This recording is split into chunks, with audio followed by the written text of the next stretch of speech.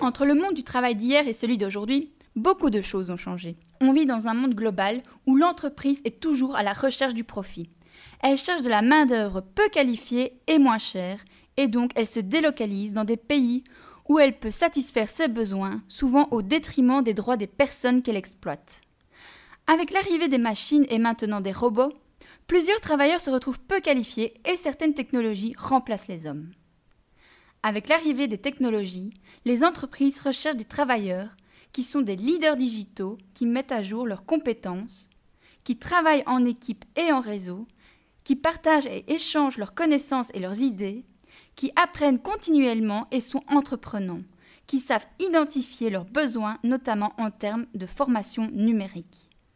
Pour pouvoir s'épanouir dans un monde du travail qui demande constamment de s'adapter, de se mettre à jour et d'être flexible, nous, les jeunes, devons apprendre à être critiques pour identifier les tâches prioritaires dans notre travail, à savoir s'entraider et coopérer dans le travail, à faire attention à l'impact éthique et social que peuvent avoir l'utilisation et le partage de l'information et de la technologie sur le respect et la dignité des personnes. On doit aussi se questionner sur ce qu'est un travail décent dans un monde toujours plus en demande de production et d'innovation. Selon l'Organisation internationale du travail, le travail décent permet à chaque personne, homme et femme, d'obtenir un travail productif dans des conditions de liberté, d'équité, de sécurité et de dignité. D'ailleurs, le travail décent avec la croissance économique est un des objectifs du développement durable pour transformer notre monde afin que chacun puisse s'épanouir dans une société en transition durable. Mais ce n'est pas le seul objectif. Il y en a 16 autres qui sont tout aussi importants et pour lesquels nous devons nous préparer. Ces 16 objectifs sont éliminer l'extrême pauvreté, éliminer la faim, assurer la sécurité alimentaire, améliorer la nutrition et promouvoir l'agriculture, permettre à tous de vivre en bonne santé et promouvoir le bien-être de tous à tout âge, assurer l'accès de tous à une éducation de qualité sur un pied d'égalité et promouvoir les possibilités d'apprentissage tout au long de la vie, parvenir à l'égalité des sexes et autonomiser toutes les femmes et les filles,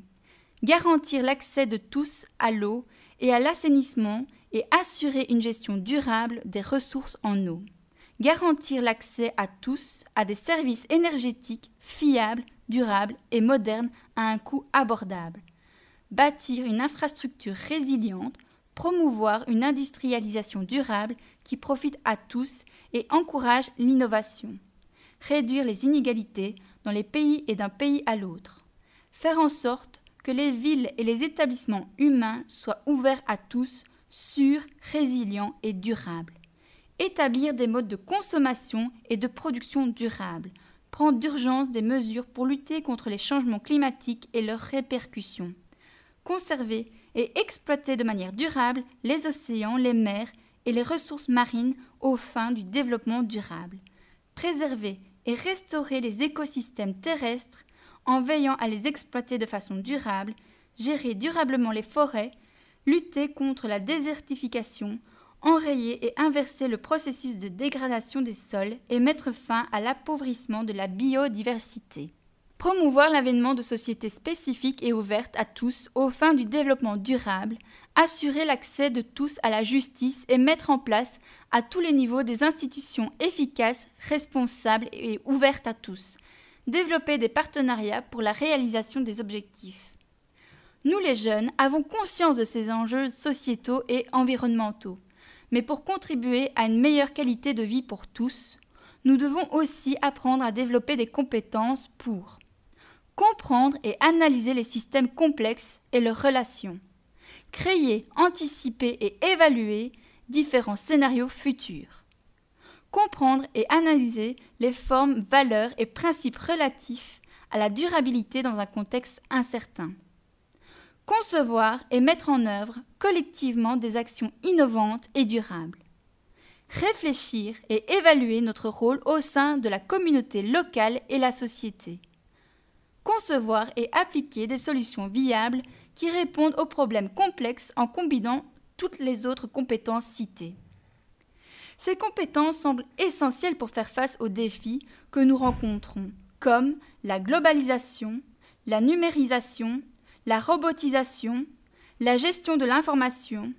le vieillissement de la population, le déplacement des populations et l'augmentation des inégalités sociales. Dans plusieurs dizaines d'années, la population augmentera d'environ 10 milliards d'êtres humains. Ce sont beaucoup de personnes qui consomment les ressources naturelles de la Terre. D'ailleurs, cette année, le 1er août 2018, la population mondiale aura consommé toutes les ressources produites en un an. Cela veut dire qu'on va encore une fois puiser dans les ressources naturelles des générations futures, et chaque année, c'est de plus en plus tôt. De plus, avec les dérèglements climatiques et les conflits politiques de ces dernières années, nous connaissons les plus grands déplacements de personnes dans l'histoire de l'humanité. Chaque année, 8 millions de personnes supplémentaires se déplacent. Moi, j'ai envie de vivre dans un monde juste et avoir un travail qui me permette d'être épanouie et qui donne du sens à ma vie et à la société dans laquelle je vis. Heureusement, j'ai plein de ressources pour y arriver, car ma génération a accès à beaucoup plus de connaissances que les générations précédentes. Et nous avons aussi une plus grande conscience des enjeux planétaires. Je vous explique cela dans la prochaine vidéo.